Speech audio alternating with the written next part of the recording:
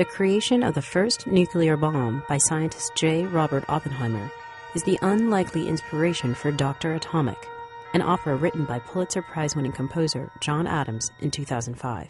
The atomic bomb really is, in a sense, the constellation of everything America stands for, both what makes us great and what makes us a problem in the world.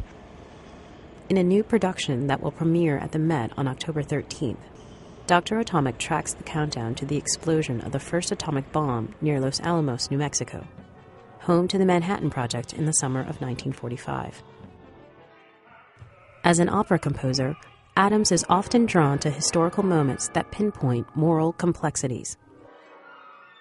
Dr. Atomic represents American ingenuity, principles of freedom, the fight against fascism, but also the onerous responsibility of having been the first country to develop a weapon that can destroy all human life, and also having this terrible guilt of being the only country that's actually used a nuclear weapon.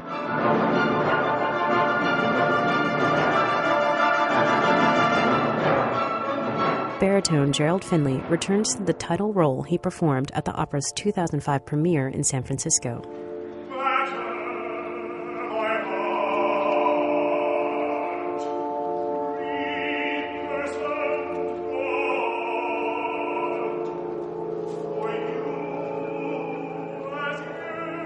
The Met's new production is helmed by first-time opera director Penny Woolcock.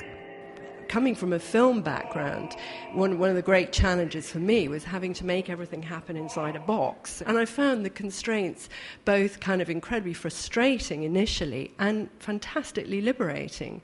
And on stage, in a way, you can be kind of deliriously inventive.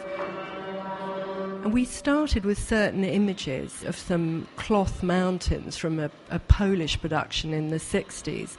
And I had an image of a sculpture made by an English sculptor called Cornelia Parker. It's called Cold Dark Matter, where she blew up a shed and then collected all the little bits and pieces that had lain around and suspended them from wires. So there was this sense of seeing something in the middle of an explosion.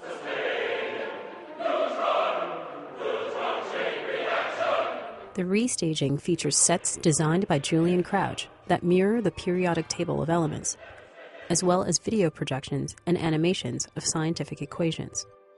I know absolutely nothing about science, so I've put several things in there to help sort of imbecilic people like me and understand things better, I suppose. Woolcock, who has never directed for the stage, was inspired by the scientists at the heart of the story. One of the things was discovering how interesting these people were and how exciting this project was. And there was a huge amount of debate about the ethics of what they were doing.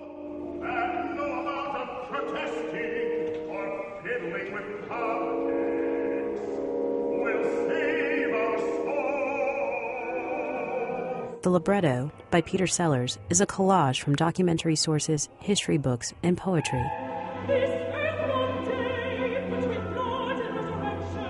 Kitty Oppenheimer, who is the voice of the feminine moral consciousness, largely speaks through the poetry of Muriel Rukeyser, who was a mid-century American poet.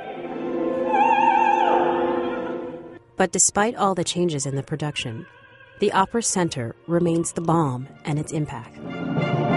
One of the amazing things that I think Dr. Atomic does is to make you think about something that you believe that you understood before. And I think that's one of the great things about music, is that there's a kind of beauty in the sort of horror of it as well.